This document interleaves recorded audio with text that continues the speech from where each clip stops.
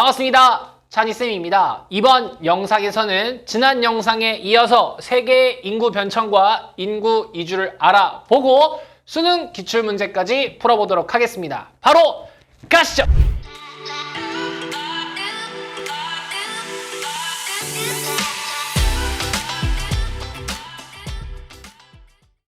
자, 먼저 알아볼 것은 인구 피라미드가 되겠습니다. 자, 인구 피라미드란 어떤 나라나 혹은 대륙, 지역의 인구를 성별, 연령별로 표시한 그래프가 되겠습니다. 처음에 그 그래프를 그려봤더니 이게 마치 피라미드 모양 같아서 인구 피라미드라고 불렀습니다.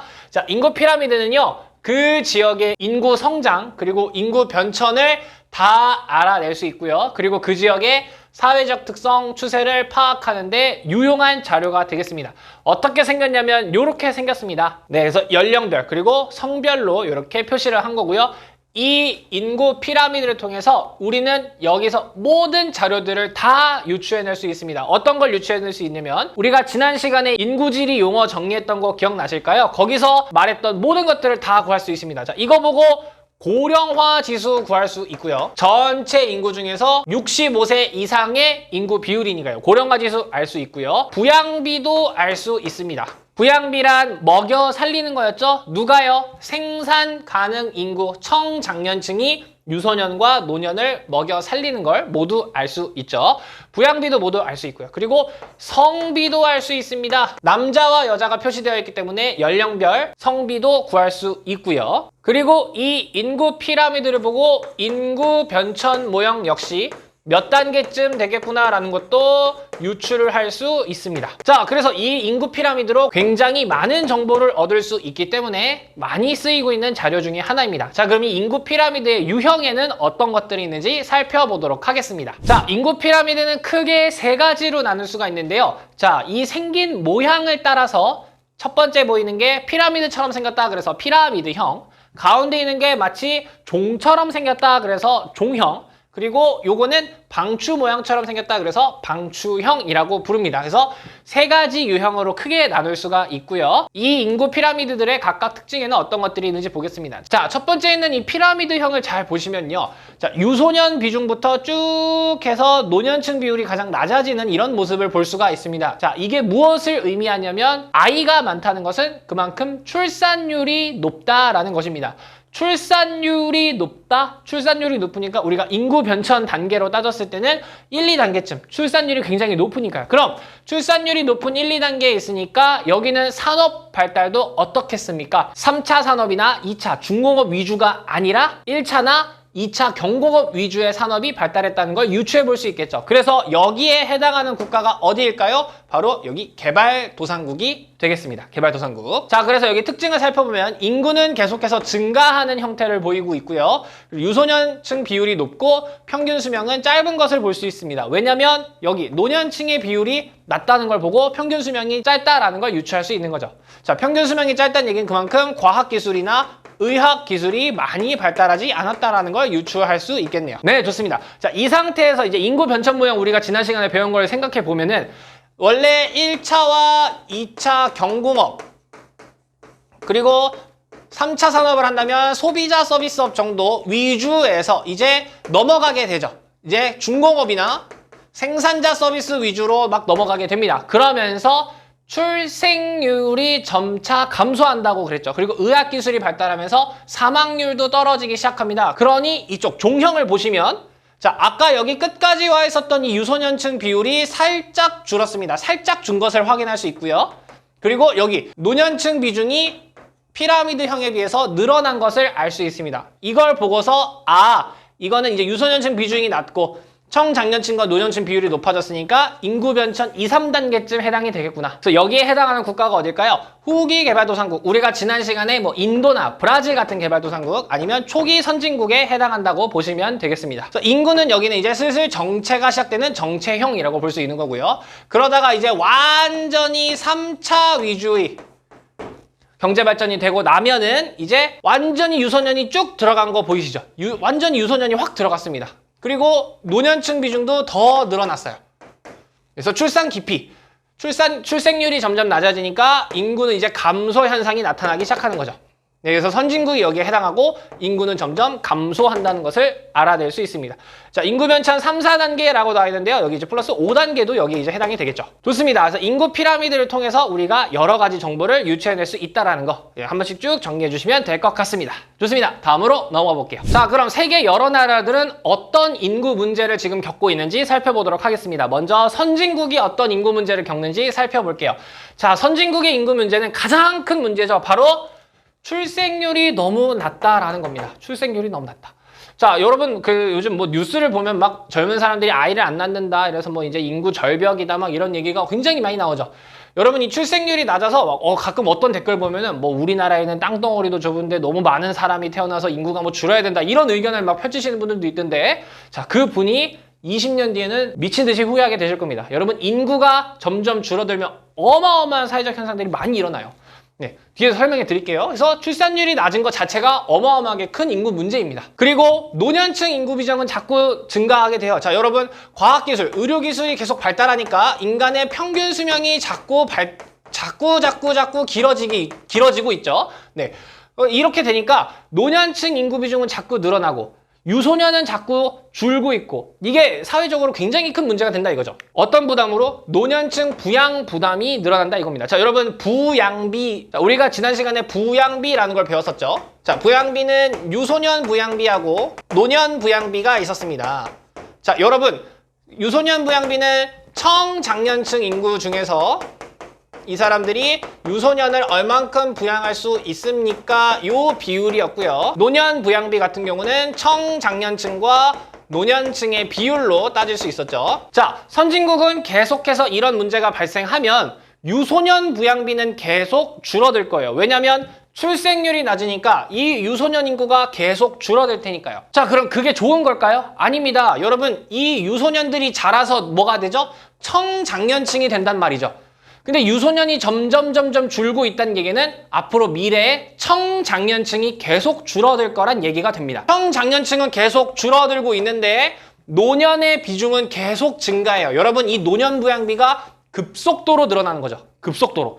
네. 자, 여러분 가장 기본적인 국가의 운영 원칙이 뭡니까? 복지죠, 복지. 복지가 뭐예요? 세금을 걷어서 어려운 사람들한테 쓰는 거 아니겠습니까? 대표적인 게 뭐 유소년들과 노년들한테 쓰는 거죠. 네, 그래서 여러분들 지금 무상교육 받고 계시잖아요. 무상교육, 무상급식. 왜요? 유소년들은 경제적 능력이 없으니까 그런 거라도 좀 보조해주는 거예요. 노년들한테 계속 혜택을 많이 주고 있죠. 뭐 대중교통 할인이라든지 노인복지 할인이라든지 이런 걸 엄청 많이 해주고 있지 않습니까? 뭘로요? 요걸로요. 세금으로요. 그럼 이 세금 누가 내고 있는데요? 청장년층이 내고 있거든요. 청장년층이 낸 세금을 통해서 지금 복지를 해주고 부양을 해주고 있는 건데 점점 이 노년 부양비가 커지게 된다면 청장년층의 부담은 커지고 국가 재정은 흔들리게 되겠죠. 여러분 이게 굉장히 큰 문제입니다. 굉장히 큰 문제. 네. 그래서 경제활동 인구가 감소한다. 청장년층 인구가 감소한다 이거죠. 여러분 엄청난 문제죠 이게. 선생님이 지금 공무원이니까 가장 선생님도 뼈저리게 느끼는 게 뭐냐면요. 선생님은 연금이란 걸 받잖아요. 공무원이니까. 여러분 이제 공무원이니까 너는 뭐 퇴직해도 연금 나오잖아. 막 이렇게 막 얘기하시는 분들이 가끔 있어요. 네. 근데 그만큼 선생님은 월급에서 떼가는데 아무튼 그게 중요한 게 아니고 선생님 지금 선생님이 이제 학교에 근무하면서 이제 곧 은퇴하실 분들 그분들은 연금을 많이 받으셔요. 왜냐면은 그때는 청장년층이 엄청 많아서 어마어마한 연금 비용이 모여 있었거든요. 근데 지금은요 점점 이 청장년층이 줄어들어가지고 연금이 안 모인대요. 그래서 선생님은 연금을 못 받는데요. 공무원이 됐는데 제일 먼저 받은 문자가 뭐냐면 연금 개혁으로 인해서 연금이 줄었다는 문자였어요. 그쵸. 다 이 문제 때문에 생긴 거죠, 결국엔. 네. 이게 계속 줄어드니까요. 그죠? 네. 아무튼, 선진국의 가장 큰 문제는 출산율이 낮고 노년층 인구가 증가한다. 한마디로 정리하면 저출산 고령화죠. 이 두 현상이 파급되는 효과가 엄청 크다. 그래서 이 두 문제가 가장 큰 선진국의 문제다. 라고 정리하면 되겠습니다. 자, 지우고 개발도상국 살펴볼게요. 자, 개발도상국의 인구 문제 보겠습니다. 자, 여기는 반대예요. 인구가 너무 많아요. 인구 과잉입니다. 인구 과잉.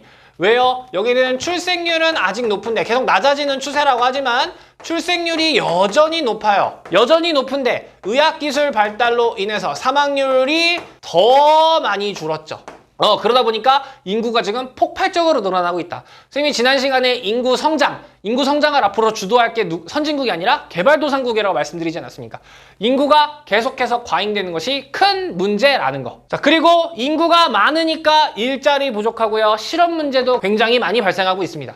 그리고 인구 많으니까요. 식량 많이 부족하고요. 기아와 빈곤, 아프리카는 아직도 이 문제가 굉장히 심각하죠. 네, 기아, 빈곤 이런 문제 있고요. 그리고 인구가 많아지니까 도시를 만들어야 되는데 사람들은 일자리 없다고 도시로 막 몰려요. 도시가 완벽하게 사람들을 케어할 수 있는 병원도 있어야 될 거고 학교도 있어야 될 거고 집도 있어야 될 거고 도로, 뭐 가로등 이런 것들이 막 있어야 될 텐데 그게 만들어지기도 전에 사람들이 막 일자리 없다고 막 다 도시로만 몰려오는 거예요, 막. 그러니까 도시 기반 시설이 부족해. 그러니까 불량주거 지역 막 생겨요. 여러분 우리나라 서울도 그랬었어요. 서울도 삼국전쟁이 6.25 전쟁이 막 끝나고 나서 사람들이 다 어디로 간 거예요? 야, 서울 가면은 먹고 살 거 있대. 서울 가면 먹고 살 거 있대. 그러니까 전국에서 서울로 다 왔죠. 그때 서울에 불량주거 지역도 엄청 많고요. 서울에 막 가로등도 없었고 먹을 것도 엄청 없었어요.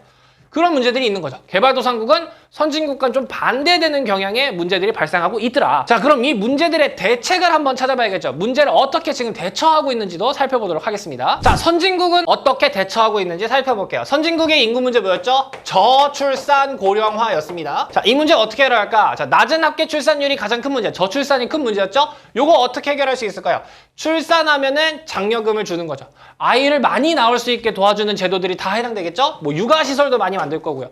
엄마 아빠가 맞벌이 하는데 아이는 누가 돌봐요? 그럼 육아시설이 있으면 또 아이를 많이 낳을 수도 있겠죠? 아니면 양육비 같은 것도 지원해주면 요즘 먹고 살기 너무 힘들대요. 아이 왜 안 낳으십니까? 내가 먹고 살기도 힘든데 아이는 어떻게 키워요? 요즘 젊은 사람들이 막 그러단 말이에요. 그러니까 양육비 같은 거 주면은 출산율을 높일 수 있지 않을까 하고 이런 정책들을 펼치는 거죠. 자, 우리나라에서 이거 다 하고 있습니다. 하고 있는데 우리나라는 효과를 많이 못 봤지만 여러분 유럽에 있는, 특히 북유럽에 있는 국가들은 이 정책이 굉장히 성공했다고 합니다. 그래서 스웨덴 같은 경우는 합계 출산율이 1.2명이었대요. 합계 출산율이 뭐였죠? 15에서 49세 가임기 여성이 낳을 수 있는 총 아이의 숫자였죠. 그게 1.2명이었는데요. 지금은 거의 1.7명까지 올랐대요. 올랐다고 합니다. 네, 우리나라는 1도 안 돼요. 1도 안 돼요. 0. 몇입니다. 0. 몇. 그러니까 한 여성이 평생에 한 명도 안 낳는다 이거죠. 자, 아무튼 출산율을 높이려면 이런 정책을 펼치려면 되겠고요. 노년층 인구 비중이 증가한다. 요거 이제 고령화 문제겠죠. 고령화 문제. 그래서 노양 부담이 아까 상승한다 그랬지 않았습니까? 요거 해결하려면 어떻게 됩니까? 경제활동 인구 감소하고 정년을 연장하는 거죠. 자, 65세까지만 일해야 돼? 아니야, 65세 이상도 이제 일을 하면 되잖아. 그죠? 요것도 대책이 될 수 있을 거고요. 아니면 노년층을 위해서 일자리를 더 많이 만들어주는 거예요. 노년분들도 이제 65세도 사실 여러분 요즘 65세가 아니에요. 옛날에 65세는 막 진짜 할머니 할아버지였는데 요즘은 65세인데 막 65세처럼 안 보이시는 분들이 훨씬 많잖아요. 그죠? 그분들한테도 일자리를 주면 어떨까? 그리고 연금제도. 선생님 아까 연금제도 개선했다 그랬잖아요. 슬프다. 슬픈데 어쨌든 해야죠. 뭐 어쩔 수 없죠. 뭐. 해야지. 연금제도 같은 거 개선해서 해결을 할 수 있겠죠. 그래서 이런 대책들을 해서 인구 문제를 해결하려고 하고 있다라고 정리해 주시면 되겠고요. 네, 뭐 여기 추가로 뭐 사회보장제도도 있다는 거, 사회보장제도 여러 가지 뭐 제도 같은 것도 정비하겠다. 아무튼 이런 게 있다라고 정리하시면 되겠고요. 자, 개발도상국은 어떻게 하면 되겠습니까? 인구가 과잉이 되고 있으니까 인구를 그만 낳으세요라고 해야겠죠? 그게 출산 억제 정책이에요. 여러분 우리나라 요즘은 출산 장려 정책 엄청 많이 하고 있죠. 근데 여러분 불과 90년대까지만 하더라도 출산 억제 정책을 엄청 했습니다. 여러분 부모님한테 한번 물어보세요. 여러분 부모님은 아마 형제자매가 엄청 많으실 거예요. 선생님 어머님 3남매이시고요. 선생님 아버지는 7남매셨어요. 7남매. 근데 지금은 한 집에 이제 하나, 둘 뭐 이 정도잖아요. 왜 그랬냐면 90년대 막 그때 어떻게 했냐면 막 더도 말고 딱 둘만 낳자. 막 표어가 이랬어요. 포스터에 막 둘만 낳아라. 아들, 딸 구분하지 말아라. 그러다가 90년대에는 한 명만 낳아라. 막 이랬었어요. 우리나라도 그랬는데 다른 개발도상국들도 엄청나게 출산 억제 정책을 하고 있습니다. 자, 일자리 부족한 거 어떻게 할까요? 뭐 대책을 마련해야겠죠. 뭐 제도도 마련해야 될 거예요. 제도도 만들 수 있을 거고요. 아니면 뭐 기업을 양성한다든지 뭐 이런 여러 가지 대책을 할 수 있겠죠. 뭐 이런 게 있을 거고. 식량자원 부족이나 기아 빈곤 같은 경우로는 이제 뭐 유전자 식품 같은 거 과학기술을 이용해서 뭐 이런 걸 개발할 수도 있을 것이고요. 도심 기반 시설이나 불량주거 같은 경우도 역시 제도적이나 사회적 여러 가지 노력을 통해서도 해결할 수 있겠죠. 그래서 개도국들은 이런 방식으로 인구 문제를 해결하고 있다는 거 정리해 주시면 되겠습니다. 자, 포인트는 선진국과 개발도상국을 비교해서 분석하시는 겁니다. 네, 그렇게 체크해 주시면 되겠습니다. 좋습니다. 다음으로 넘어가 볼게요. 자, 이번에 알아볼 것은 세계의 인구 이주가 되겠습니다. 자, 세계의 사람들은 어떻게 이동을 하고 있나 요거를 보는 겁니다. 자, 여러분 혹시 이사를 가신 적이 있으십니까? 사람들이 이사를 가는 이유가 뭔가요? 내가 지금 살고 있는 곳에서 사실 뭐 크게 뭐 문제점이 없으면 계속 여기에 살면 되겠죠. 근데 사람들은 이사를 간단 말이죠. 왜 이사를 가죠? 내가 살고 있는 곳에서 뭔가 문제점, 단점이 발견됐기 때문에 가는 거죠. 요거 포인트 이해되십니까? 내가 살고 있는 집에 뭐 계약 기간이 끝났을 수도 있고, 내가 살고 있는 집의 교육 환경, 뭐 여러분들 부모님 같은 경우는 여러분들 중고등학교 좋은 데 보내려고 그 좋은 학군으로 이렇게 이사 가는 경우도 많고요. 아니면 내가 있는 곳이 일자리랑 너무 멀어. 뭐 다양한 원인들이 있을 거고, 또 아니면 내가 사는 곳에 전쟁이 일어났어. 네, 그래서 단점이 발견해서 새로운 곳으로 이동하는 거죠. 자, 인구 이동이란, 세계적인 인구 이동이란 내가 살고 있는 곳에 단점이 발견해서 그 단점이 없는 장점이 있는 곳으로 가는 겁니다. 자, 그래서 요거를 정리해보면 내가 살고 있는 곳에서 발생된 단점들은 나를 밀어내는 요인이죠. 그래서 배출 요인이라고 하고요. 나를 배출한다 이거예요. 배출한다. 그리고 내가 여기 B로 가는 곳은 여기 내가 살고 있던 것보다 더 나은 장점이 있기 때문에 가는 거죠. 그 장점을 흡입 요인이라고 합니다. 나를 빨아들이는 요인이다 이거예요. 자, 그러니까 쉽게 생각해서 내가 살고 있는 곳에 단점이 발견돼서 장점이 있는 곳으로 간다라고 생각을 하시면 됩니다. 요 내용을 정리한 게 요겁니다. 자, 사람들을 밀어내는 힘, 전 세계적으로 봤을 때 내가 살고 있는 곳이 너무 가난해. 내가 살고 있는 곳은 일자리가 없어. 내가 살고 있는 열악한 생활, 의식주가 내가 살고 있는 곳은 좀 별로야. 내가 살고 있는 곳에 전쟁이나 분쟁이 있어. 여기서 도저히 못 있을 것 같아 하고 사람들이 이동한다 이거죠. 어디로요? 더 끌어당기는 힘, 장점이 있는 곳으로, 흡입 요인이 있는 곳으로. 그래서 여기 보면 많은 일자리가 있는 곳, 쾌적한 생활 환경, 더 좋은 의식주가 있는 곳, 아니면 정치적으로 좀 안정된 곳, 이런 곳으로 간다 이겁니다. 자, 여러분 이 패턴 이해되십니까? 자, 그러면 우리가 이걸 방금 배운 걸로 해보자고요. 자, 배출 요인이란 단점이 많은 곳이었고요. 흡입 요인이란 장점이 많은 곳이었어요. 그럼 우리가 이걸 전 세계에 적용시켜 보자고요. 전 세계 사람들이 이동 패턴을 봤더니 단점이 많은 국가에서 장점이 많은 국가, 요런 것들이 있는 국가에서 요런 것들이 있는 국가로 간다 그랬잖아요. 총정리해 보면 이런 게 많은 국가들이 어디예요? 개발도상국이죠. 그러니까 총정리해 보면 전 세계 이동 패턴을 보니까 개발도상국에서 장점이 많은 어디로? 선진국으로 많이 이동하는 이동 패턴을 보이더라. 요게 핵심입니다. 요게 핵심입니다. 요 포인트 정리하고 다음 내용으로 넘어가 볼게요. 자, 우리가 흡입 요인과 배출 요인 패턴을 살펴봤습니다. 자, 그럼 이제 인구가 유출되는 지역에서는 어떤 변화들이 있는지 살펴볼게요. 자, 해외 이주 노동자의 송금액이 유입돼서 지역 경제가 활성화되기도 하고요. 생산 인구 고급 인력이 해외로 유출되어서 산업 성장이 장기적으로 둔화되기도 한답니다. 자, 이 내용을 간단하게 살펴보면요. 자, 우리가 A 지역이 있고 B 지역이라고 이렇게 예시를 들어보고요. A 지역에 있는 사람들이 이제 B 지역으로 많이 이동을 하는 패턴이라고 보도록 하겠습니다. 자, 여기 A 지역에서 B 지역으로 간 사람들이 이제 일자리를 얻어서 막 일을 하겠죠. 그럼 여기 B 지역에서 번 돈을 여기 A 지역으로 이렇게 보내주겠죠. 그게 요겁니다. 해외 이주 노동자들이 송금액이 유입된다. 즉, 자, A 지역보다 더 많은 돈을 벌려고 일로 간 거잖아요. 그러니까 쉽게 설명하면 여러분 여기 동남아에서 우리나라로 왔다고 생각해 보세요. 동남아시아 외국인 노동자들이 우리나라에서 일한 다음에 그 돈 다 어디로 보내요? 다시 원국으로 보내고 있잖아요. 그러니까 원국에 송금액이 유입되니까 그 돈으로 지역 경제가 활성화도 될 수 있겠죠. 네, 어찌 보면요. 근데 이게 좀 장기적으로 봤더니 잠깐은 이렇게 돈이 들어서 좋을 줄 알았는데 장기적으로 봤더니 여기서 이 나갔던 사람들은 사실은 원래 이 동남아시아 본국에서 일을 했어야 하는 청장년층이고, 그리고 여기서 나름 좀 브레인이었던 분들이 나가는 거잖아요. 그러니까 생산인구, 청장년층, 그리고 고급 인력들이 해외로 다 나가서 일을 하고 있더라 이거예요. 그러니까 이 A국 본국 자체, 이 동남아시아 자체적으로 좀 발전할 수 있는 성장력이 좀 장기적으로는 둔화되더라 이겁니다. 여러분들이 충분히 유추할 수 있는 내용이라고 생각이 됩니다. 자, 그럼 반대로 유입지역, 이 유입지역은 어떤 변화가 있을까? 자, 부족한 노동력 확보로 경제가 활성화가 되네요. 자, 여러분 우리나라에서 동남아시아 외국인 노동자분들이 보통 일하는 곳들이 어떤 겁니까? 우리나라 사람들이 좀 기피하는 업종들이죠. 흔히 얘기하는 3D 업종이라고도 부르는데, 그러니까 우리나라에서는 그쪽 분야에서 부족한 노동력을 충분히 확보해 줄 수 있습니다. 그러니까 경제가 활성화될 수도 있겠네요. 그리고 문화적으로 다양성이 증대될 수 있어요. 자, 우리나라에는 우리나라 사람들만 있었는데 동남아시아 사람들도 오고 뭐 아니면 이제 좀 더 그래 보면 뭐 유럽 사람들도 올 수도 있고 많이 안 오겠지만 네, 뭐 저기 뭐 동남아에서도 오고 저기 뭐 어디죠? 어디 뭐 라틴 아메리카에서도 오고 뭐 서남아시아에서 오고 여러 사람들이 와가지고 굉장히 문화적으로 다양하게 즐길 수 있겠죠. 여러분 그 대학교 가면은 외국인 유학생 친구들이랑 많이 친해지세요. 되게 많은 걸 배울 수 있거든요. 그 친구의 막 언어도 배울 수도 있을 거고 문화적 모습 이런 걸 되게 여러분들의 견문이 넓어지는 계기가 될 거란 말이죠. 그런데 이 사람들이 많아진 건 좋은데 이 사람들이 처음에 잘 와서 융합해주면 좋은데 와가지고 동남아시아 전용 구역 뭐 여기 뭐 유럽인 전용 백인 구역 뭐 차이나타운 뭐 이런 것들이 대표적이죠. 뭐 아니면 뭐 여기 뭐 이슬람 구역 이런 식으로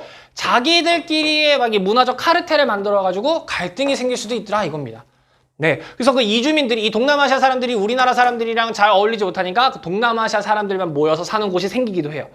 중국인들이 와가지고 중국인들만 사는 곳이 생기기도 해요. 그게 게토라고 불리는 거예요. 게토. 그 여러분 이 말이 어디서 나냐면요. 미국에서 나온 말이에요. 미국에 그 백인들이 원래 살고 있는 곳에 흑인들이 와서 이제 거주해 와서 이주해 와가지고 사는데 거기서 이제 너무 차별을 많이 당하다 보니까 흑인들끼리 모여 살던 그 동네를 게토라고 부르는데 이제 이런 게 좀 확장돼가지고 이제 전 세계에서 다른 나라 외국인들이 이제 이주자들이 집단으로 이렇게 주거지를 형성한 걸 게토라고 부르는 겁니다. 게토. 네. 우리나라의 게토라고 불릴 만한 지역은 뭐 이제 뭐 차이나타운 이런 거 있죠. 네, 차이나타운 뭐 동남아시아인들이 모여 있는 곳 뭐 이런 것들이 게토라고 보시면 되겠어요. 그래서 문화적으로 다양성이 늘어날 수도 있지만 갈등도 벌어질 수 있다. 유입 지역은 이런 변화가 있을 수 있다. 여러분들이 충분히 추론하실 수 있는 내용이라고 생각이 됩니다. 좋습니다. 이제 다음으로 또 넘어가 볼게요. 자, 그럼 인구 이주에는 어떤 유형들이 있는지 살펴보도록 하겠습니다. 자, 먼저 이동 기간으로 나눌 수가 있습니다. 이동 기간. 자, 이동 기간으로 어떻게 볼 수 있냐면 일시적이냐 영구적이냐 이렇게 나눌 수가 있대요.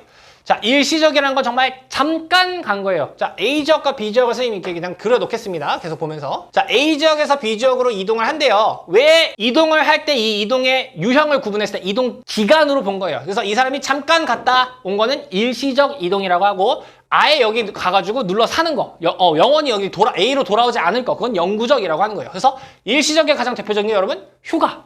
아니면 연수, 뭐 출장 이런 것들이 있겠죠. 잠깐 갔다 오는 거. 이런 게 일시적 이동이 될 거고요. 영구적은 영구 거주로 가는 거니까 뭐 이민 같은 게 될 수 있겠죠. 이민 같은 거. 네. 뭐 유학도 될 수 있겠죠, 여러분. 유학도 갔다가 다시 돌아오면. 근데 유학 갔다가 거기 눌러 살면 영구적 이동이 될 수 있는 거겠죠. 이동 기간으로 나눌 수도 있고요. 자, 이동 동기로도 나눌 수가 있더래요. 자발적 이동이냐? 강제적 이동이냐? 자, 자발적 이동은 내가 직접 이동하는 거예요. 야, 내가 먹고 살기 힘든데 가야겠다 하고 결심해서 가는 거. 대표적인 게 뭐 화교, 중국인들의 이동이죠. 여러분 화교가 중국 민족 중에 하나인데 이 사람들이 전 세계에 다 퍼져 있어요. 전 세계에. 경제적으로 거의 주도권을 꽉 잡고 있다 그러죠. 이 사람들이 세운 나라가 싱가포르예요. 싱가포르. 네. 아무튼 중국인들 이 사람들이 자발적으로 더 나은 경제 활동을 위해서 나가겠어 하고 자발적으로 한 거예요. 근데 강제적은 가기 싫은데 억지로 갈 수밖에 없어. 그게 강제적 이동이에요. 어떤 거? 뭐 전쟁. 아니면 정치적 압박. 아니면 난민이죠. 난민. 내가 살고 있는 곳이 이런 섬인데 지구온난화 때문에 이 섬이 잠긴대요. 내가 사는 곳이 없어지네요. 나는 원래 여기 살고 싶은데 억지로 가야 되는 사람들이 생길 수도 있겠죠. 그게 강제적 이동인 거예요. 이동 동기로도 나눌 수 있고요. 자, 그다음 공간 범위로도 이동할 수 있대요. 자, 국내 이동이 있을 수 있고 국제 이동이 있을 수 있네요. 자, 국내 이동은 이 A와 B 지역으로 보는 거죠. 국내에서 이동하는 거고요. 뭐 이촌향도, 촌락에서 도시로 가는 거에 대표적일 수도 있겠고, 국제 이동은 이 A, B가 다른 국가인 거죠. 국가와 국가끼리 이동을 하는 거죠. 그래서 뭐 해외 이민 이런 것들이 될 수 있겠죠. 자, 여러분 여기서 조금 하나 체크해 드릴게. 자, 그럼 여러분 공간 범위를 이렇게 나눴을 때 국내 이동과 국제 이동이 있으면 어떤 게 더 이동 거리가 길까요? 이동 거리는 국내 이동이 더 길까요? 국제 이동이 더 길까요? 답은 알 수 없답니다. 왜요? 국내 이동 우리나라만 생각하시면 안 돼요. 우리나라 이렇게 있고요. 여기 옆에 중국도 그려볼게요. 이렇게 해서 중국 있죠. 그리고 여기 섬 4개 있죠. 하나, 둘, 셋, 넷. 네. 자, 우리나라에서 우리나라로 이렇게 이동하는 거하고요. 부산에서 여기 스시마섬까지 이동하는 거하고요. 거리로만 보면은 거의 비슷할 수도 있어요. 근데 여러분 중국 내에서 이동하는 거하고 우리나라에서 도쿄 가는 거하고 중국 내에서 이동이 더 클걸요? 그러니까 나라 크기나 이런 거에 따라서 다를 수 있기 때문에 국내 이동이 더 길다, 국제 이동이 더 길다 말할 수 없는 겁니다. 네. 요거 이해되시죠? 네, 요 부분만 지우고 그 다음 거 볼게요. 자, 그 다음 이동 원인으로 볼 수 있대요. 자, 이동 원인으로 나누는 것이 중요합니다. 이동 원인이 더 중요합니다. 이 사람이 도대체 왜 움직였을까? 경제적으로 이동할 수도 있고, 종교적 이유 때문에 이동할 수도 있고, 정치적 이유 때문에 이동할 수도 있고, 환경적 이유 때문에 이동할 수도 있대요. 하나씩 살펴볼게요. 자, 내가 살고 있는 곳보다 더 나은 일자리, 더 나은 소득이 있다면 갈 수 있겠죠. 그러니까 일자리를 찾아서 가는 거죠. 그게 우리가 지금 본 개도국에서 선진국으로 대표적으로 이동하는 케이스죠. 노동자들. 네. 왜 우리나라에서 일을 안 하고 다른 나라 가서 일을 하는 거예요? 다른 나라가 돈 더 많이 준대. 그럼 가야죠. 가야죠. 선진국으로. 그래서 이동하는 거죠. 네. 종교적인 이유 때문에 가기도 한데요. 내가 종교의 자유를 찾아서 어떤 나라, 여기 내가 A라는 나라에 살고 있는데, 야, 너 기독교 믿지 마. 야, 너 이슬람교 믿지 마. 야, 너 불교 믿지 마. 나는 믿고 싶은데, 그래서 떠날 수도 있잖아요. 종교의 자유를 찾아서. 대표적인 게 이게 청교도의 이동이에요. 과거의 중세시대에 영국에 있는 청교도 이민들을 탄압했어요. 너네 이거 종교 믿지 마. 하지 마! 이랬더니 이 사람들이 대규모로 이동하죠. 그래서 만든 나라가 미국이에요. 네, 아무튼 그거고요. 아니면 나 성지순례 해야 되는데 그래서 갈 수 있겠죠. 메카로 성지순례 하는 거. 이게 종교적 이유가 될 수 있겠죠. 그 다음은 정치적인 이유입니다. 여러분 이 정치적이라고 쓰니까 무슨 막 나는 야당이 싫어요. 나는 여당이 싫어요. 이래서 떠나는 게 아니에요. 정치적인 이유 때문에 생긴 전쟁이나 아니면 완전 탄압 이런 걸 얘기하는 거예요. 쿠데타 이런 거요. 그런 걸 얘기하는 거예요. 무슨 막 정당 차이로 인해서 막 가는 거. 물론 정치적일 수 있지만 네, 고등학교 교과서에 그런 게 나오지 않을 겁니다. 야당이 싫어서 떠나세요. 이러진 않을 거 아니에요. 여당이 싫어요. 막 이러진 않을 거 아닙니까? 대표적인 게 내전이죠. 내전. 내전으로 인한 난민 생기거나 아니면 뭐 쿠데타. 네, 그런 거죠. 그런 거. 그런 걸 얘기하는 거고요. 환경적 이유는 자연 환경적 요소 때문에 가는 거예요. 휴가 내가 너 더 좋은 자연 환경 뭐 열대 기후를 느끼고 싶어 해서 가는 것도 환경적 이유가 될 수 있겠지만 요거 기후변화죠. 기후변화 때문에 어쩔 수 없이 가는 거. 그래서 북부 유럽에서 남부 유럽으로 휴가를 가기도 해요. 북부 유럽이 여러분 CFB 아주 꾸리꾸리한 하늘인데 남부 유럽은 지중해성 기후. 와우, 기후가 완전 달라. 난 이런 환경이 더 좋아하고 갈 수도 있는 거고, 아니면 아까 쌤이 말했던 투발루, 이게 섬이에요. 섬인데 지구온난화 때문에 자꾸 이 섬이 해수면이 올라와서 잠길 위기에 처했대요. 그럼 이 사람들 억지로 가야겠죠. 이게 환경적 이동이 되겠습니다. 아니면 뭐 미세먼지가 싫어 이러고 갈 수도 있겠죠. 그런 게 환경적 이유가 되겠습니다. 이동 원인으로 구분하는 게 더 중요하니까요. 요거 네 가지 유형 꼭 체크해 주시기 바랍니다. 선생님 이거 네 가지 외에는 없나요? 네, 고등학교 과정에서는 요 네 가지 외에는 다루지 않습니다. 그래서 요 네 가지만 확실하게 체크해 주시면 될 것 같아요. 그리고 학생들이 선생님 그 유학 가는 거는 뭘로 봐야 됩니까? 이렇게 물어볼 때가 있어요. 결국 유학 가는 이유가 뭔데요? 더 나은 학력을 만들어서 더 나은 직장, 더 나은 소득을 위해서 가는 거니까 굳이 따지면 경제적으로 넣어주시면 될 것 같습니다. 네, 좋습니다. 그럼 다음으로 또 넘어가 볼게요. 자, 이번에 알아볼 것은 인구 순 이동과 사회적 증감입니다. 자, 인구 순 이동이란 유입 인구, 들어온 인구에서 유출 인구, 나간 인구를 뺀 값이라고 합니다. 이거를 인구 순 이동이라고 합니다. 유입 인구에서 유출 인구를 뺐더니 플러스 값이 나왔대요. 자, 그러니까 우리나라로 해봅시다. 우리나라로. 뭐든지 여러분 세계지리 공부하다가 이해가 잘 안 되시면 우리나라를 예시로 해서 개념을 이해하시고 세계에 적용해 보시면 돼요. 자, 우리나라를 봤더니요. 유입 인구라는 건 우리나라로 들어온 사람들을 얘기해요. 이거를 유입 인구라고 하죠. 그리고 유출 인구는 우리나라에서 나간 인구가 되겠죠. 자, 우리나라 인구, 유입 인구에서 유출 인구를 뺐더니 플러스 값이 나왔대요. 인구는 늘었을까요? 줄었을까요? 인구는 늘었겠죠. 왜요? 들어온 사람이 더 많으니까요. 인구가 증가됐다고 표현을 하는 겁니다. 이거를 인구의 증가라고 하고 유입 인구가 더 많아서 이런 플러스 값이 나왔을 때 순유입이 되었다라고 얘기를 합니다. 반대로 유입 인구에서 유출 인구를 뺐더니 마이너스 값이 나왔대요. 그 말은 무슨 뜻이에요? 나가는 사람이 더 많다는 거죠. 그럼 인구 늘었을까요? 줄었을까요? 인구는 줄었을 겁니다. 그럼 이거는 나간 인구가 더 많아. 그래서 순유출이라고 표현을 합니다. 자, 그러면 세계지리, 우리가 배우고 있는 건 지리잖아요. Where? 어디서 순유입이 일어나고 어디서 순유출이 일어나고 있을까? 그걸 파악해야겠죠. 자, 이거 여러분들이 체크할 수 있어요. 자, 우리 아까 인구 이동은 내가 살고 있는 곳에 단점이 발견돼서 장점이 있는 곳으로 주로 이동한다 그랬죠? 단점이 많은 데가 어디였어요? 개도국이었고요. 장점이 많은 곳은 선진국이었습니다. 그럼 개도국은 나가는 인구가 더 많다는 거고 선진국은 들어온 인구가 더 많다는 거니까 순유출은 개도국에서 많이 일어날 거고 순유입은 선진국에서 많이 일어나겠네요. 그걸 정리한 게 요 지도가 되겠습니다. 이 지도가 되겠어요.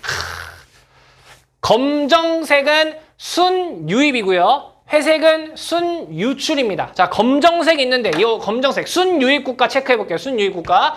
미국과 캐나다. 왜요? 선진국이거든요. 여러분 미국에서 일자리 생기나 그러면 우리나라 사람들 대부분 갈걸요? 미국이 훨씬 더 여건이 좋다고 생각해서요? 구글이 여러분 연봉 엄청 준대. 올해 갈 거 아니에요? 난 갈래요. 뭐 안 갈 수도 있겠지만 난 갈래요. 그다음 뭐 러시아. 그리고 여기 보시면 여러분이 아는 유럽에 잘 사는 유럽들. 영국, 독일, 프랑스, 이탈리아, 스페인, 노르웨이, 스웨덴. 이런데요. 자 보면 근데 동유럽은 아니죠? 왜요? 동유럽은 이제 막 시장경제체제 받아들여서 소련의 붕괴 이후 이제 막 발전하려고 하는 나라들이거든요. 그래서 여기 있는 데는 다 이쪽으로. 여기 좋은 국가들 바로 옆에 있으니까 이런 데로 이동을 많이 하고 있거든요. 자, 아프리카에 있는 대부분 국가들 인구 유출이에요. 그죠? 왜? 여기 있는 것보다 여기 있는 유럽으로 많이 갈 거 아니에요. 그죠? 네. 그리고 아프리카에서 까만 국가들이 좀 있는데 여기 남아공이 아프리카에서 가장 선진국이죠. 그러니까 아프리카 주변에 있는 국가들은 남아공 가면 일자리가 많다고 할 수도 있을 거고요. 오세아니아, 여기 호주 같은 경우도 순유입 국가예요. 왜요? 오세아니아 선진국이에요. 선진국이니까 유입국가 많을 거고요. 아시아를 보시면요. 우리나라하고 일본만 순유입 국가예요. 여러분 동남아에 있는 사람들이 어디로 일자리를 찾아가겠습니까? 우리나라나 일본으로 계속 이주를 해오면서 일자리를 찾아오죠. 그런 겁니다. 자, 그리고 여기 라틴 아메리카에 있는 국가들도 거의 대부분이 유입 국가가 없어요. 왜요? 여기 주변에 있는 여기 미국으로 가서 일자리 찾는 게 훨씬 더 나을 테니까요. 그리고 여기 사우디아라비아 여기 이쪽에도 인구 유입이 많네요. 자, 여기는 왜 그럴까요? 여기는 우리가 나중에 배우겠지만 석유가 엄청나게 많이 나오고 있어요. 그래서 이 석유를 판 돈으로 어마어마하게 건설업, 제조업 이런 것들을 육성하고 있어요. 그러다 보니까 노동자가 부족해서 이 주변에 있는 국가들이 다 이쪽으로 몰려들고 있어요. 아, 그런 패턴을 보이고 있구나. 그래서 선진국이 주로 순유입 국가고 개발도상국들이 주로 순유출 국가구나 라는 걸 체크해 주시면 되겠습니다. 자, 그리고 여러분 미리 좀 말씀을 드리면 사실 그리고 아시아에서 가장 그 일자리를 찾아서 다른 나라로 간다면 뭐 우리나라나 일본 이쪽으로 가겠죠. 네. 이 미국까지 가기 사실 좀 거리가 또 너무 멀잖아요. 그죠? 네. 아프리카에서 주로 새로운 일자리를 찾아서 가겠다. 그럼 어디로 가실 것 같습니까? 여기 쌤이 화살표 그린 대로 유럽 쪽으로 주로 나갈 거예요. 왜요? 바다 건너서 여기 미국까지 오느니 가까운 유럽으로 바로 가는 게 더 나을 테니까요. 라틴 아메리카에 있는 사람들이 새로 일자리를 구한대요. 유럽으로 갈까요? 아니요. 바로 위에 미국이라는 엄청난 나라가 있는데요. 그러니까 다 이쪽으로 가는 거죠. 그러니까 보통 이런 이동을 할 때도 이동 거리가 좀 가까운 인접한 대륙으로 많이 간다라는 거. 그 부분 체크해 주시면 되겠습니다. 자, 그래서 도표 하나를 준비했는데요. 요게 이제 인구 이주, 순유입과 순유출을 이제 표시한 그래프가 되겠습니다. 대륙별로 나타낸 거예요. 자, 보시면 자, 요렇게 절반을 나누면 자, 여기 있는 세 대륙은 인구가 계속 유입되고 있는 국가입니다. 유입되고 있는 국가. 여러분 보시면 유럽, 앵글로 아메리카, 오세아니아 다 뭡니까? 선진국인 대륙들입니다. 아, 선진국인 대륙들은 지금 인구가 유입되고 있는 순유입 국가, 순유입 지역이구나. 반대로 아프리카, 아시아, 라틴 아메리카는 개발도상국이 많은 대륙이죠. 그러니까 여기는 지금 인구가 많이 유출되고 있는 지역들이구나 라고 체크를 하시면 될 것 같습니다. 자, 그리고 가장 많이 인구가 이동하고 있는 곳은 어디예요? 역시 아시아. 역시 아시아가 인구가 제일 많으니까 가장 많은 인구가 이동을 하고 있네요. 네, 좋습니다. 그래서 이렇게 체크를 해놓으시면 될 것 같습니다. 자, 그래서 어쨌든 이렇게 유입 인구와 유출 인구를 통해서 우리가 이 인구가 증감되는 현상을 보시지 않았습니까? 그래서 유입 인구와 유출 인구에 의해서 인구의 증감은 이거는 우리가 인간이 자연적으로 인구가 늘어나고 줄어드는 우리가 지난 시간에 배웠던 자연적 증감하고는 조금 다르죠. 자연적 증감은 우리가 인간이 가만히 냅뒀을 때 인구가 늘고 주는 출생률과 사망률의 관계지 않았습니까? 근데 얘는 그게 아니죠. 그래서 요거를 사회적 증감이라고 합니다. 사회적 증감. 인구 순이동에 의한 인구의 증감은 사회적 증감이라고 하고 자연적으로 출생과 사망에 의한 증감은 자연적 증가율이라고 하는구나. 요렇게 체크를 해놓으시면 되겠습니다. 자, 그리고 선생님이 여러분들한테 보여주고 싶은 자료가 너무 많아가지고 자료를 또 하나 갖고 왔는데요. 이건 우리 학교 학생들은 아마 그 교재에 없을 겁니다. 쌤이 새로 갖고 온 자료예요. 네. 이거 뭐냐면 과거부터 지금까지 아무튼 봐서 이제 그 순이동이 어떻게 변화하고 있나 요거를 좀 보여드리는 건데요. 1955년부터 2015년까지의 자료입니다. 자, 상위 3개를 볼게요. 상위 3개. 자, 여기 이 굵은 점선이 요게 유럽입니다. 요 위에 떼데랭 요게 앵글로 아메리카고요. 그리고 여기 떼드랭 회색이 요게 오세아니아입니다. 자, 그리고 하위 요게 점점점점 요 선이 라틴이고요. 요 굵은 선이 아프리카. 그리고 요 회색이 아시아가 되겠습니다. 쌤이 무슨 얘기를 하고 싶은 거냐면요. 요 유럽의 변화를 좀 잘 봐주세요. 유럽의 변화를 좀 잘 봐주세요. 유럽의 쌤이 주황색으로 여러분 잘 보이시게 해볼게요. 자, 여기 0이 기준입니다. 0을 흰색으로 여러분들 보시기 편하게 0이 이렇게 기준이 있고요.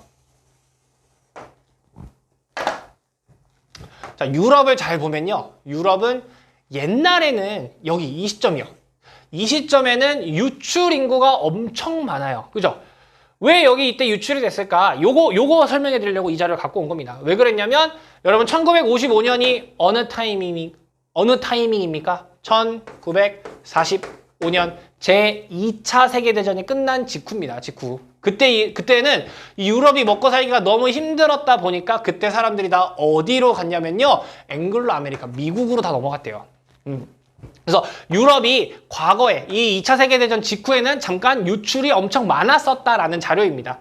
네, 그거고 그리고 이제 나머지는 이제 우리가 아는 패턴대로 가는 거죠. 선진국, 개발도상국 이런 패턴으로 있더라. 그리고 가장 많이 유출되고 있는 지역이 어디다? 아시아다라는 거. 네, 선생님이 이거 보여드리려고 자료 준비한 거니까요. 이 내용만 좀 체크를 해주시면 될 것 같습니다. 자, 이제 인구 증가율 살펴보겠습니다. 인구 증가율은요. 그래서 이제 우리가 배웠던 이 자연 증가율 어떻게 계산하는 거였죠? 출생률 빼기 사망률이었습니다. 사회적 증가는 어떻게 계산하는 거였죠? 유입 인구에서 유출 인구를 뺀 거였습니다. 그럼 한 나라가 인구가 증가했다, 감소했다 이런 걸 알아보려면 요 두 개를 모두 고려해야 된다는 겁니다. 자, 그럼 유추해 보도록 하겠습니다, 여러분. 어떤 A 국가의 인구 증가가 1%를 기록했다고 합니다. 그럼 1%가 늘었다는 건 자연 증가율이 늘었다는 걸까요? 사회적 증감이 늘었다는 걸까요? 알 수 없습니다. 왜요? 이거 두 개를 더해서 1%가 됐다는 뜻이에요. 자, 어떤 국가의 자연 증가율은 마이너스 5였대요. 아이를 안 낳고 사망률이 더 높아. 그래가지고 자연 증가는 마이너스였는데 사회적 증가가 6이었대요. 그럼 1%죠. 그죠? 이것도 뭔지 이해되시죠? 그러니까 어떤 인구 증가가 1%다라고 해서 자연 증가율이 높았다, 사회적 증가율이 높았다 알 수 없는 겁니다. 이 A 국가가 어느 위치에 있는지, 어느 대륙에 있는지를 보고 자연 증가일지 사회 증가일지 유추해 내셔야 됩니다. 단순히 요거 수치만 보고는 알아낼 수 없다는 거. 두 가지를 모두 고려해야 된다는 거 꼭 체크해 주시기 바랍니다. 자, 예시가 이거죠. 여기 유럽이에요, 유럽. 여러분, 유럽은요, 지금 인구 증가율은 양수예요. 플러스 값이에요. 여기 유럽은 지금, 여기 까만 국가들 있죠? 여기는 인구 증가가 플러스예요. 여기다 쓸게요. 네. 인구가 지금 플러스예요. 그러면 여기는 지금 자연 증가율이 엄청 높다는 뜻이에요? 아니에요. 왜? 자연 증가율은 지금 유럽은 아이를 안 낳고 있단 말이에요. 마이너스 가까이 됐단 말이에요. 거의 0, 제로예요. 근데 여기로 일자리를 찾아서 오는 사람들이 많아서 사회적 증감이 많아서 지금 플러스 값인 거예요. 자, 여기 아프리카는 유출 인구가 엄청 많아요. 그럼 여기 인구 증가율은 마이너스일까요? 아니요, 플러스예요. 나가는 인구보다요, 자연적 증가율이 훨씬 높아요. 아직도 아이를 엄청 많이 낳고 있거든요, 아프리카는. 그런 겁니다. 그러니까 두 개를 다 고려해 봐야 된다는 거.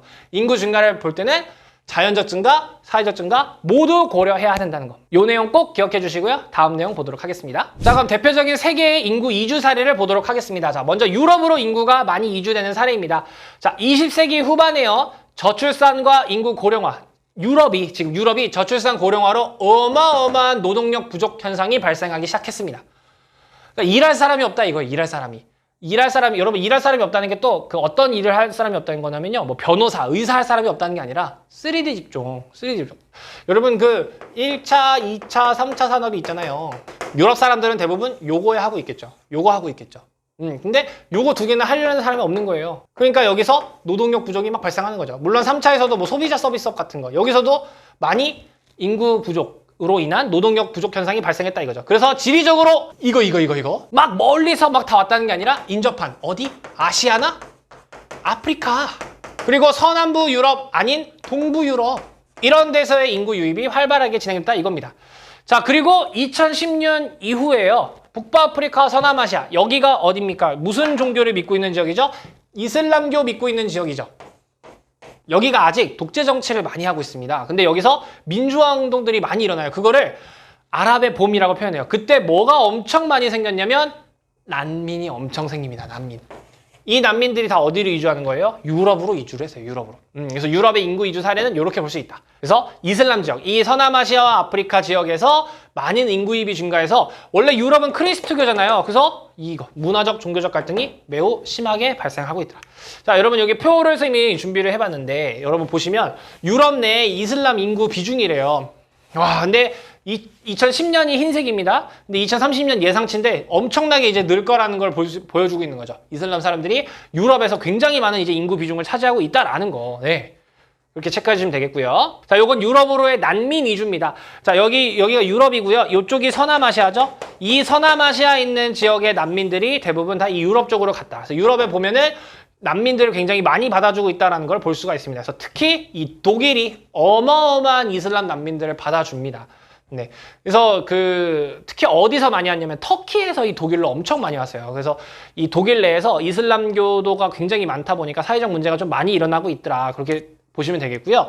그리고 나중에 우리가 배우겠지만 이 유럽연합이 이렇게 형성이 돼 있지 않습니까? 유럽연합의 대장이 독일이에요. 그래서 대장이 약간 모범을 보이려고 이렇게 하고 다른 나라한테도 난민 받아 이렇게 약간 좀 압박을 하고 있다고 해요. 근데 다른 나라들은 우리도 먹고 살기 힘들어 약간 이러면서 좀 거부를 하고 있다. 이렇게 좀 보고 있는데 그래도 유럽 지역이 굉장히 많은 난민을 받아줬다라고 합니다. 아무튼 굉장히 많은 걸 받아주고 있다는 걸 보여주고 있는 자료죠. 자, 그래서 이 유럽 주요 국가의 이주민 출신을 조금 보면요. 요건 조금 중요한 자료입니다. 독일에서는 어디서 많이 오냐면 독일 바로 옆에 있는 이 폴란드에서 엄청나게 많이 옵니다. 폴란드에서. 네, 독일 바로 옆에 있지 않습니까? 그래서 폴란드는 이제 막 경제 발전하려고 하니까 야, 독일 가면 일자리 많대. 그러니까 독일로 많이 가는 거죠. 그리고 아까 말씀드렸던 터키에서 엄청나게 많이 온다. 이슬람 난민들을 많이 받아줬다. 이렇게 체크해 주시면 되고요. 그 다음 프랑스 지역은요. 알제리, 모로코. 알제리, 모로코? 여기가 어디 있냐면요. 북부 아프리카에 있는 나라예요. 근데 여기서 엄청나게 많이 오고 있대요. 왜 여기서 많이 올까요? 여기가 과거 프랑스의 식민지였어요. 프랑스의 식민지여가지고 언어가 똑같으니까 프랑스 가서 바로 일을 할 수 있어서 이렇게 많이 온다고 해요. 그 여러분 알제리의 대표적인 그 축구 선수가 여러분 그 프랑스 축구 선수 중에 지단이라고 아세요? 지단? 계란 지단 아니고요. 네, 지단이라고 있어요. 지단. 그래서 여러분들이 그 태어나고 한 1, 2년 뒤에 있었던 2006년 월드컵 있죠? 네, 2006년 월드컵 때 우리나라랑 프랑스랑 붙은 적이 있어요. 네, 그때 지단이 나왔죠. 그래서 막 그때 계란 지단이냐? 막 이러면서 막 아무튼 농담하고 그랬는데. 그래서 이렇게 프랑스 식민지 지역에서 많이 오고 있으면은 프랑스 지역으로 이주하는 사례구나 보시면 되겠고요. 자, 그다음 영국 같은 경우는요. 인도에서 엄청 많이 오네요. 파키스탄에서도 많이 오네요. 방글라데시에서도 많이 오고요. 남아공에서도 많이 옵니다. 왜 그럴까요? 다 과거 영국의 식민지였습니다. 영국의 식민지였는데 여기가 다 식민지였다 보니까 언어도 영어를 많이 쓰고 그랬었으니까 여기서 많이 오더라.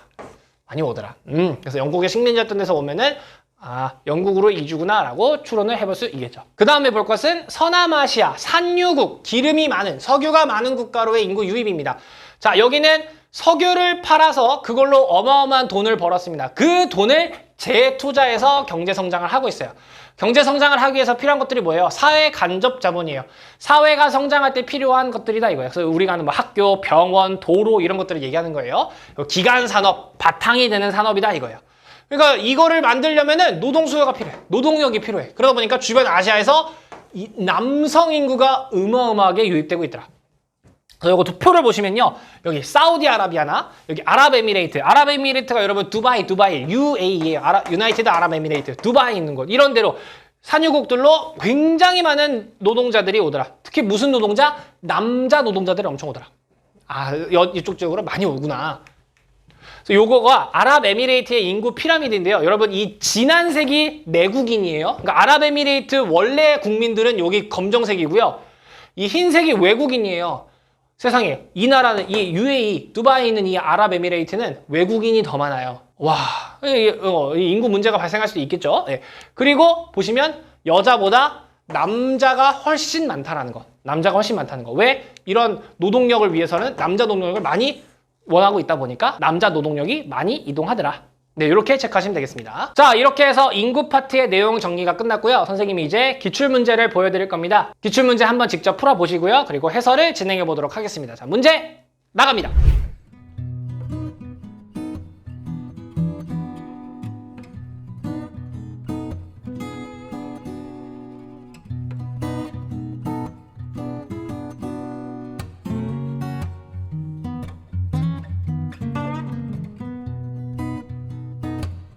자, 문제 모두 풀어보셨겠죠? 지금부터 수능 기출문제 해설을 시작해보도록 하겠습니다. 2021학년도 수능 10번 문제고요. 그래프는 세 대륙의 인구 특성을 나타냈다고 합니다. 이에 대한 설명으로 옳은 것은 하고 문제가 나와 있네요. 가다, AC는 각각 아시아, 아프리카, 유럽 중 하나라고 합니다. 천천히 접근해 볼게요. 자, 대륙별 인구를 주셨습니다. 자, 우리 대륙별 인구 복습해 볼까요? 대륙별 인구는 일단 9대륙이 신대륙보다 훨씬 많다고 했습니다. 자, 아시아, 아프리카, 유럽 다 9대륙이네요. 여기서 어떻게 구별하면 됩니까? 여러분의 상식선에 있는 중국과 인도가 14억, 13억이에요, 각각. 둘만 더해도 27억. 27억이 넘는 대륙 아시아겠죠? 그러니까 아시아가 제일 많으니까 이 나가 아시아가 될 거예요. 그 다음으로 인구가 많은 거 우리 아프리카였습니다. 아프리카가 자연 증가율이 엄청 높은 걸 알 수 있죠. 그래서 여기 아프리카가 가가 되겠네요. 그리고 다가 유럽이 될 겁니다. 자, 요거 찾는 거는 어렵지 않았을 것 같습니다. 자, 그리고 이제 인구 자연 증가율 볼게요. 자연 증가율 나와 있고요. 그리고 순 이동률 나와 있네요. 순 이동률이 뭐였냐면요. 보니까 유입 인구에서 유출 인구를 뺀 거래요. 즉, 아까 우리 순유입에서 순유출 뺀 거죠. 사회적 증감을 얘기하는 거네요. 그죠? 자, 여기 A라는 데를 봤더니요. 자연 증가율이 1950에서 1955년 흰색 동그라미 3개를 비교해봐도 지금 가장 낮았고요. 그리고 지금 현재에도 가장 낮아요. 그리고 과거에는 이 이동률이 마이너스였어요. 순이동이 마이너스. 근데 지금은 이제 많이 들어오는 국가가 됐어요. 어딥니까? 유럽이죠. 쌤이 설명드렸던 1950년에서 55년은 2차 세계대전 직후여서 유럽에서 인구가 많이 빠져나가는데 그 이후로는 인구가 많이 들어오게 되었고요. 유럽은 과거부터 산업이 굉장히 고도화된 대륙이죠. 그러다 보니까 인구 변천 모형도 이미 예전에 4단계 가까이 됐었을 거예요. 그러니까 출생률이 굉장히 낮았겠죠. 그리고 지금은 더 낮고요. 그래서 A가 유럽이 되겠고요. 자, 그리고 이 B와 C를 비교해 봐야 되는데 B와 C를 비교해 봤더니 과거부터 지금까지 이 자연 증가율이 어마어마하게 가장 높은 지역이 있죠. 그리고 항상 이 사회적 증가는 마이너스인 데가 있네요. 사람들이 계속 빠져나가는 지역이라는 거죠. 어딥니까? C가 아프리카가 되는 거죠. 그럼 자연스럽게 B가 아시아가 되겠습니다. 충분히 추론하실 수 있을 거라고 생각이 됩니다. 자, 이제 여기 보기 볼게요. 선지. 1950에서 55년 다는 어디 있습니까? 다는 유럽입니다. 그러니까 유럽이니까 A를 봐야겠죠. 1950에서 55년 요거 흰색 동그라미입니다. 유출 인구보다 유입 인구가 많다. 지금 마이너스 기록하고 있죠? 1번은 틀렸습니다. 2번 1950에서 55년 나는 아시아고요. 가는 아프리카입니다. 아시아는 아프리카보다 인구의 자연 증가율이 높답니다. 자연 증가율은 계속 아프리카가 더 높았네요. 2번도 틀린 설명이 되겠습니다. 3번 2010년에서 2015년 B가 어디였냐면 아시아고요. C는 아프리카입니다. 순유출 인구가 많다 이렇게 나와 있네요. 자, 순유출 인구 어떻게 구할 수 있냐면 여기 두 개의 퍼센트를 줬으니까요. 퍼센트를 줬으니까 여기 순유출이 지금 보니까 2010년에서 2015년 검정색 동그라미인데요. 검정색 동그라미가 이렇게 이쪽 비율이 나와 있죠. 이 비율을 이 인구수에 곱하면 되겠죠. 그러니까 유출 인구가 아시아가 훨씬 많죠. 순 유출 인구가 많으니까 3번이 정답이 되겠네요. 4번 2010년에서 2015년 C는 아프리카는 비아시아보다 전체 인구 증가율이 낮다. 자, 전체 인구 증가율은 뭘 봐야 된다고요? 순 이동과 자연 증가율을 다 봐야 된다 그랬죠. 네, 근데 보시면 자연 증가율이 압도적으로 높고 사회 증가율은 낮고요. 사회 증가율은 비슷하게 낮은데 자연 증가율이 압도적으로 높다 보니까 전체 인구 증가율은 아프리카가 훨씬 더 높겠죠. 그러니까 낮다라 그랬으니까 틀렸습니다.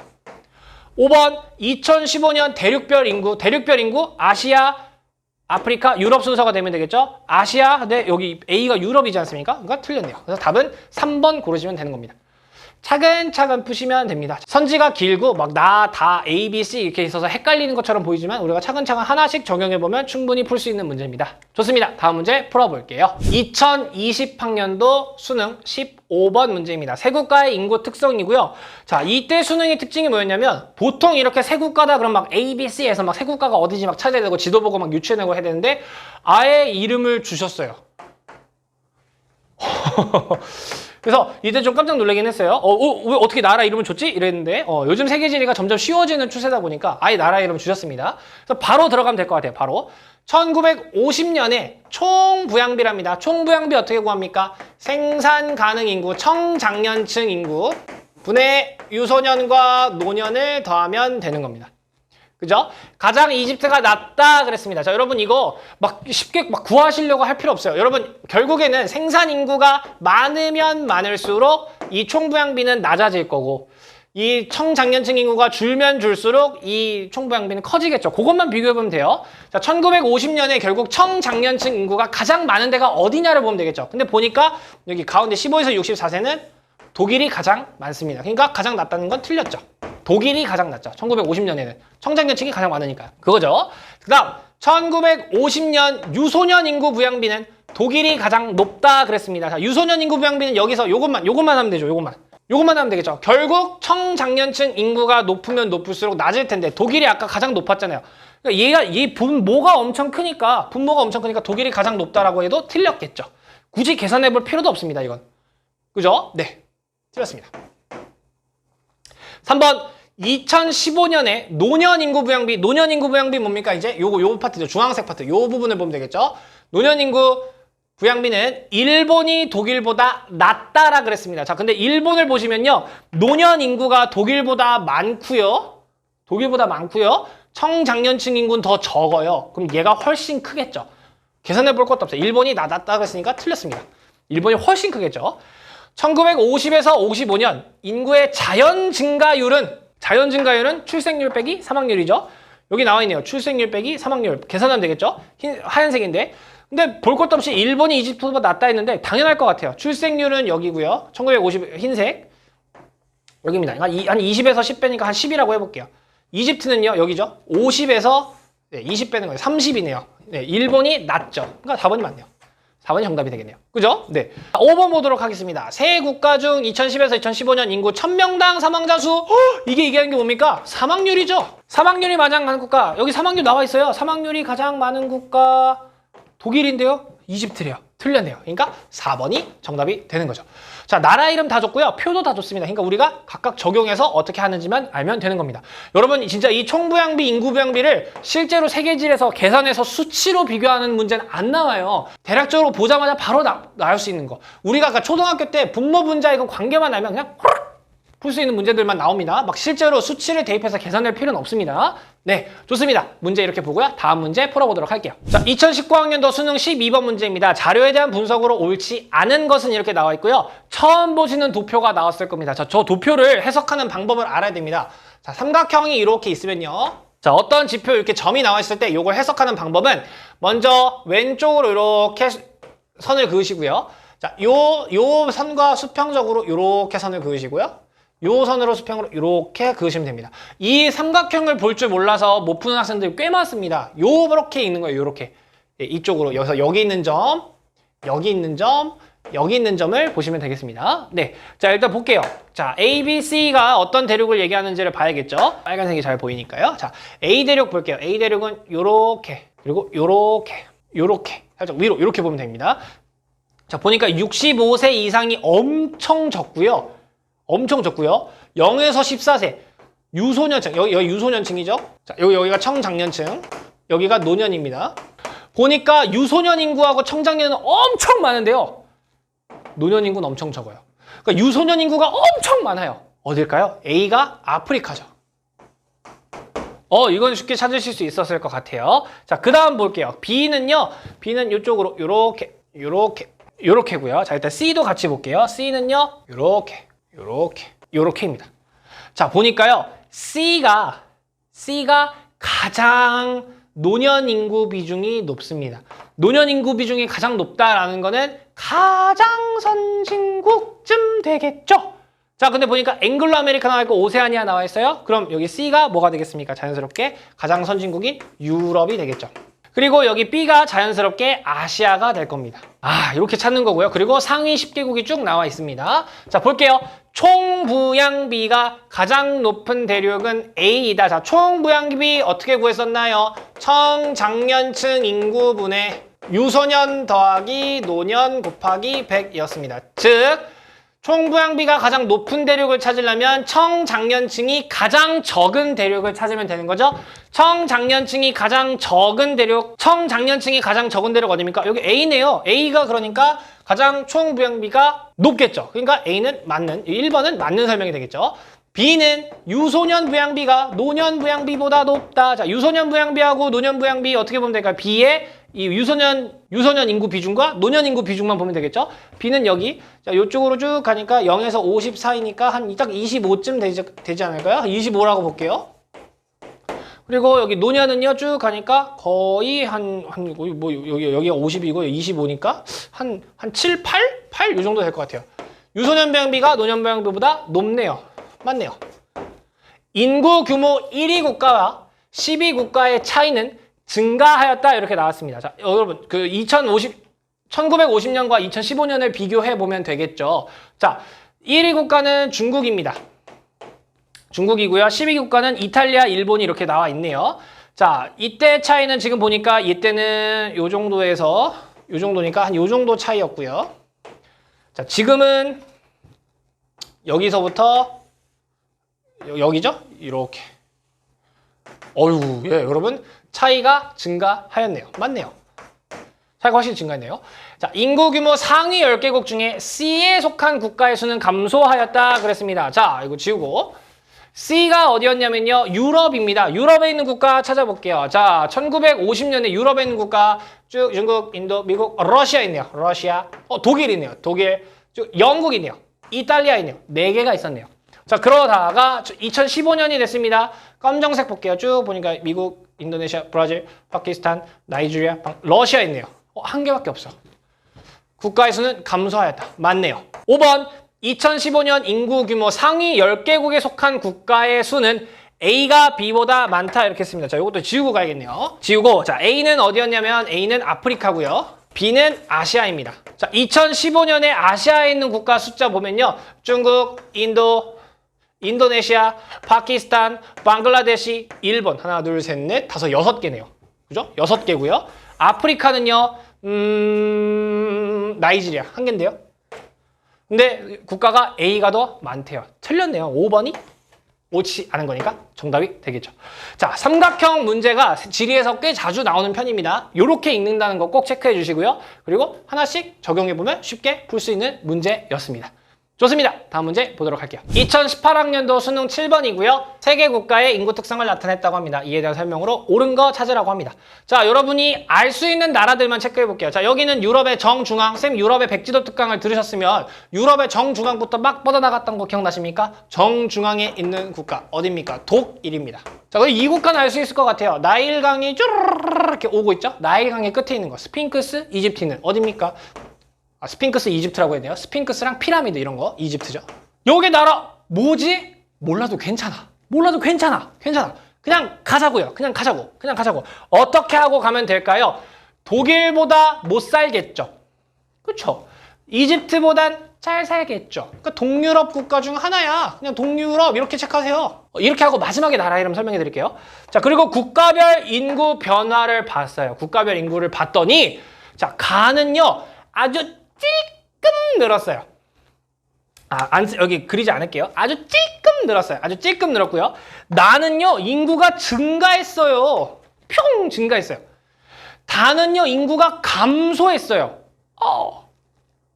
이것만 보고 가나다가 어디 매칭되는지 찾을 수 있어야 됩니다. 자, 독일이 인구가 이렇게 폭발적으로 증가할 수 있을까요?